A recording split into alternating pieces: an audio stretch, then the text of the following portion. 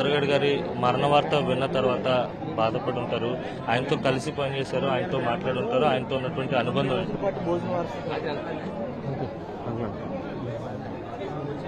ముద్రగడ పద్మనాభం గారు దూరం అవడం నిజంగా ఈ ప్రాంత ప్రజలకి ఒక తీరనటువంటి లోటు కిందే భావించాలి.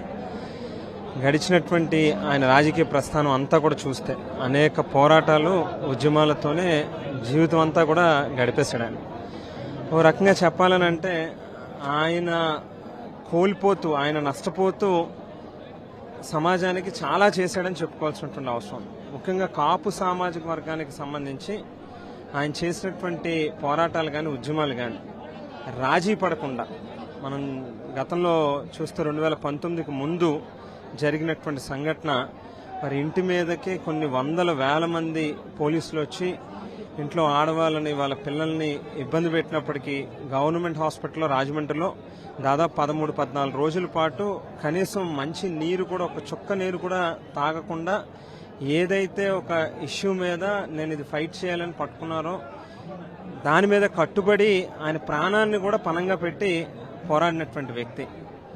మరి ఒక పక్కనేమో ఇంత ఫెరోషియస్గా ఏదైనా పట్టుకుంటే చాలా మొండిగా ఉంటాడు, ఎవరి మాట విండు అనేటువంటి వ్యక్తిత్వం కింద బయటకి ఫోకస్ అయినప్పటికీ కూడా చాలా దగ్గర నుంచి చూసినటువంటి వ్యక్తులకి మాత్రం చాలా ఎమోషన్స్, బాండింగ్స్, ప్రేమ, ఆప్యాయతలు, అనురాగాలకి ఒక ప్రతిరూపం కింద కనిపిస్తాడు. ఎవరైనా ఈ చుట్టుపక్కలకి వస్తున్నారంటే భోజనానికి లేకపోతే అల్పాహారానికో ఇంటికి పిలవడం, పిలిచినటువంటి వ్యక్తులకి 4 రకాల ఐటమ్స్తో వాళ్ళకి కడుపు నిండా ఆయనే దగ్గరుండి వడ్డించి భోజనం పెట్టడం అనేది ఎంతో సరదా కలిగినటువంటి వ్యక్తి అనమాట.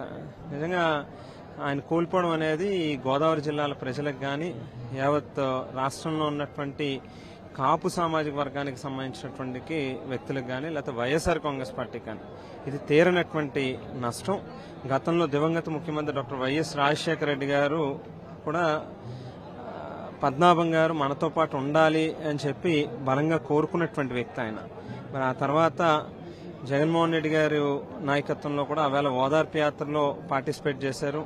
గడిచినటువంటి ఈ 2-2.5 సంవత్సరాలుగా పార్టీ అధికారంలో లేనప్పటికీ కూడా ఎక్కడ ఆయన వెనక్కి ఒక అడుగు కూడా వేయకుండా జగన్మోహన్ రెడ్డి గారి పట్ల, రాజశేఖర రెడ్డి గారి కుటుంబం పట్ల ఎంతో ఇష్టాన్ని, అమితమైనటువంటి ప్రేమని కూడా చూపించినటువంటి పరిస్థితులు. మాతో క్లోజ్ డోర్స్ లో కూడా మళ్ళీ జగన్ గారిని ముఖ్యమంత్రి చేయాలి, అవసరమైతే మనం రాయలసీమ ప్రాంతాల్లో అక్కడ కూడా వెళ్లి బలిజల్ని, కాపుల్ని అందరినీ కూడా ఒక తాటి మీద తీసుకొద్దాం, మనకు మేలు జరగాలని అంటే మళ్ళీ జగన్ గారిని మనం ముఖ్యమంత్రి చేయాలని చెప్పి కూడా చాలాసార్లు మాట్లాడినటువంటి సందర్భాలు కూడా ఉన్నాయి. ఇవాళ ఆయన నష్టపోవడం అనేటువంటిది నిజంగా పార్టీకి కూడా ఓ రకంగా చాలా బిగ్గెస్ట్ లాస్ కిందే భావించాల్సినటువంటి అవసరం ఉంది. ప్రత్యేకంగా మీకు మీ కుటుంబంతో ఉన్నటువంటి అనుబంధం ఏంటి? ఎందుకంటే మీరు రాజకీయాల్లోకి వచ్చినటువంటి తొలినాళ్ళ నుంచి కూడా ఆయన చూస్తూ ఉంటారు కదా, మీకు ప్రత్యేకంగా చాలా అటాచ్మెంట్. అదే చెప్తున్నా కదన్నా, ఎవరితో అయినా ఒకరిని ప్రేమిస్తే, ఇష్టపడితే మనం చాలా అమితంగా ప్రేమిస్తారనమాట.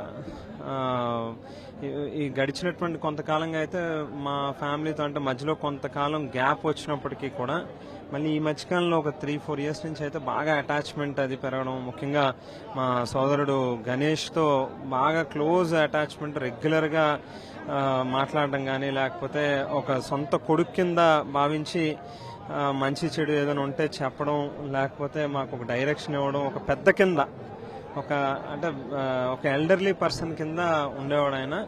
ఆయన చనిపోవడం మాకు పర్సనల్గా కూడా చాలా నష్టం జరిగిందనే చెప్పుకోవాల్సినటువంటి అవసరం కూడా ఉంది. ఇది మొత్తం మీద అవధులు లేని ప్రేమ పంచేటువంటి ముద్రగడ పద్మనాభం దూరం కావడం అత్యంత బాధాకరమని మాజీ ఎమ్మెల్యే జకంపూడి రాజా ఆవేదన వ్యక్తం చేస్తున్నటువంటి సందర్భం కనిపిస్తుంది. వీడియో జర్నలిస్ట్ సాయితో కలిసి అనిల్, సాక్షి టీవీ, కిర్లంపూడి నుంచి.